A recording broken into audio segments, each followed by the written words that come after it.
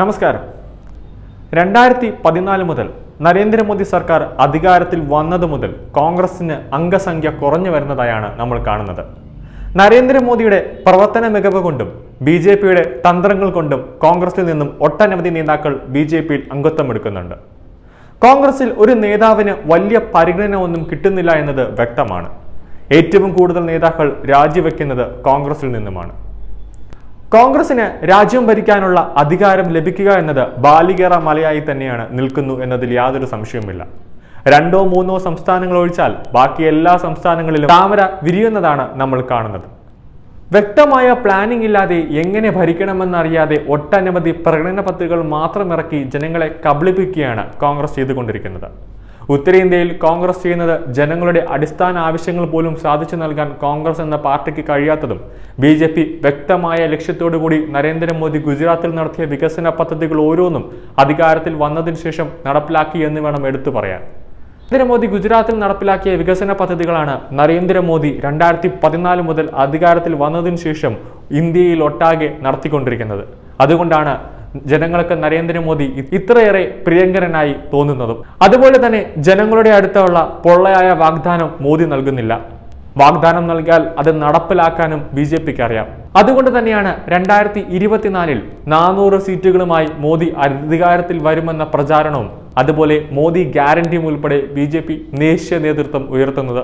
പ്രതിപക്ഷ പാർട്ടിയിൽ നിന്നും വരുന്ന നേതാക്കൾക്ക് BJP നൽകുന്ന സ്ഥാനമാനങ്ങൾ ചെറുതല്ല എന്നത് അവർക്ക് മത്സരിക്കാനുള്ള അവസരവും നൽകുന്നത് തന്നെയാണ് കൂടുതൽ നേതാക്കൾ BJPയിലേക്ക് വരാൻ ഏറ്റവും പ്രധാന കാരണമാകുന്നത്.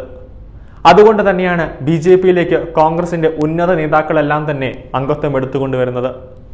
നിലവിലെ 3ാം ഘട്ട തിരഞ്ഞെടുപ്പ് നിലനിൽക്കെ കോൺഗ്രസിന് കനത്ത തിരിച്ചടി നൽകിക്കൊണ്ട് ഡൽഹി പ്രദേശ് കോൺഗ്രസ് കമ്മിറ്റി അധ്യക്ഷൻ പദവി രാജിവെച്ചിരിക്കുകയാണ് അരവിന്ദ് കുലൂർ ലവ്ലി. തുടർന്ന് അദ്ദേഹം BJPയിൽ അംഗത്വം എടുത്തിരിക്കുന്നു.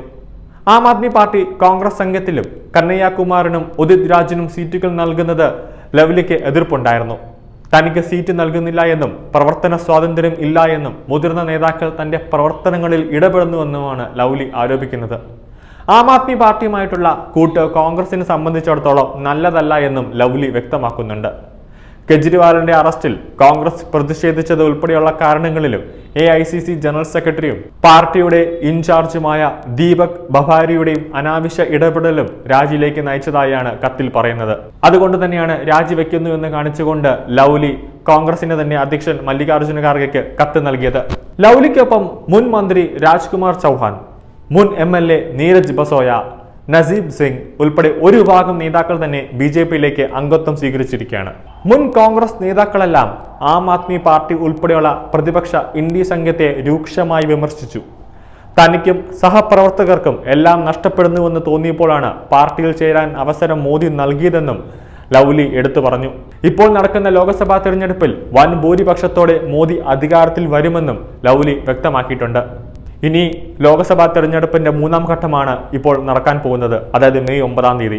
അതിനുശേഷം വരുന്ന ലോക്സഭാ തെരഞ്ഞെടുപ്പിന്റെ റിസൾട്ട് വരുമ്പോൾ ഇനി ഏതൊക്കെ മുതിർന്ന നേതാക്കൾ കോൺഗ്രസിൽ നിന്ന് BJPയിലേക്ക് ചേക്കേറുമെന്ന് നമുക്കറിയാം. അതോടെ കോൺഗ്രസിന്റെ സന്തുലിതാവസ്ഥ തന്നെ നഷ്ടപ്പെടുമോ എന്നാണ് നമുക്കിനി കാണേണ്ടത്. കൂടുതൽ വാർത്തകൾ അറിയുവാനായി ഈ ചാനൽ സബ്സ്ക്രൈബ് ചെയ്ത് ഫോളോ ചെയ്യുക.